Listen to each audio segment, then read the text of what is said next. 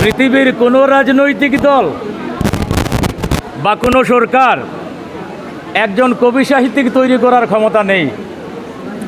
কবি সাহিত্যিক তৈরি হয় তার আধ্যাত্মিক সাধনায়। এতে কোনো কবি সাহিত্যিকদের শিক্ষার যে স্কুলের কোনো ডিগ্রি থাকতে হবে, কলেজের ডিগ্রি থাকতে হবে এমন কথা নয়। আর সেই কবি সাহিত্যিকরা, অধিকাংশ কবি সাহিত্যিকদের বাড়ি ভালো বাড়ি নেই, গাড়ি নেই, ঘর নেই, কিছু নেই। ওরা সমাজ, দেশ এবং ভাষা, নিজের মাতৃভাষা বাঁচিয়ে রাখার জন্য ওরা সাহিত্য চর্চা করে।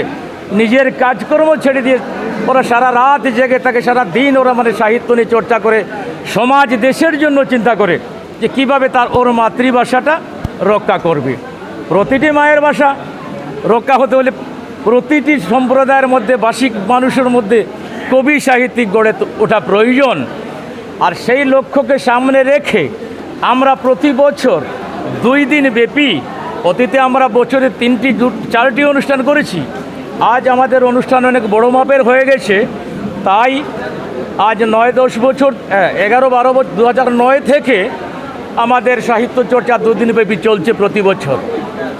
এখানে বিভিন্ন জায়গার, আসামের বিভিন্ন জেলা, বিভিন্ন প্রান্ত, বিভিন্ন জনগোষ্ঠী, যেমন আমরা আজকে আসামের বীর সন্তান লাচিত বরফুকন, সে লাচিত বরফুকন নিজের মাটি ভূখণ্ড রক্ষার জন্য যুদ্ধ ঘোষণা করেছিলেন, সেই যুদ্ধে জয়ী হয়েছিলেন।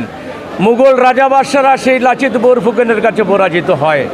সেই লাচিত বরফুকনকে শ্রদ্ধা জানাতে আমরা 60 জনকে, দেশ বিদেশের 60 জন গুণীকে আমরা লাচিত বরফুকন ইন্টারন্যাশনাল অ্যাওয়ার্ড আমরা দিচ্ছি।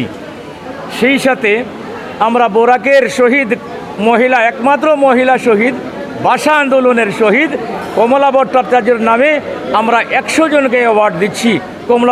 এগুলো আমরা স্মরণের জন্য।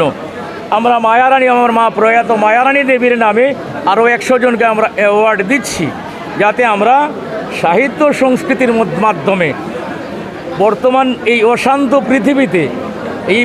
পৃথিবীতে, যেভাবে ধর্মের নামে, ভাষার নামে উগ্র সাম্প্রদায়িকতা, মৌলবাদ যেভাবে মাথা চাড়া দিয়ে উঠেছে, মানুষের মধ্যে হিংসার দাবানল বইছে, আর যারা রাজনীতি করছে এসব নিয়ে ওরা স্বার্থ মুনাফা লুটছে।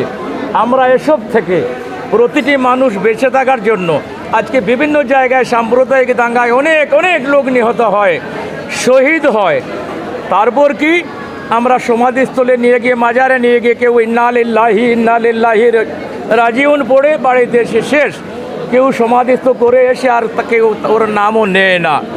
তাই আমরা এসব সাম্প্রদায়িকতার বিরুদ্ধে, যে লোকটি মারা যায় যেই পরিবারের, সেই লোক যে কতটুকু অসহায়, তার ছেলে মেয়ে, তার স্ত্রী, তার মা বাবা কতটুকু অসহায় হয়ে পড়েন, সেটা আমরা নির্মূল করার জন্য, যাতে প্রতিটি মানুষ কোনো মৌলবাদের দ্বারা আক্রান্ত না হয়, হিংসার দাবানলে যাতে না পড়ে, সভ্য সমাজ যাতে গড়ে ওঠে।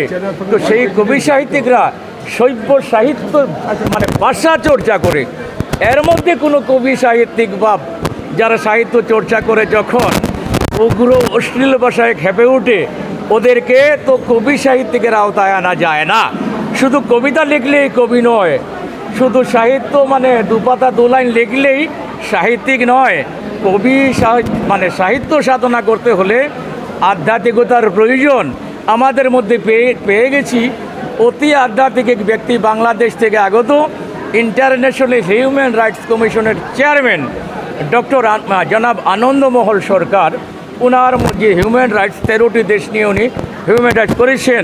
আমাদের এখানে লক্ষ্মী পাঠক মহাশয় আছেন, আজকে সভাপতিত্ব করেছেন লক্ষ্মী পাঠক, রহমতুল্লাহ সাহেব, ওমর আলী, আব্দুল করিম, সকল এই বিভিন্ন প্রান্ত থেকে প্রায় 300 শতাধিক মানুষ এখানে উপস্থিত হয়েছেন। আমাদের মধ্যে যে একটা বার্তা আপনাদের মাধ্যমে, মিডিয়ার মাধ্যমে আমরা এটা গোটা পৃথিবীর মানুষের কাছে আমরা পৌঁছে দিতে চাই, আমাদের সেই স্বপ্ন, ঐক্য, শান্তি, সংহতি, বিশ্ব মানব প্রেম।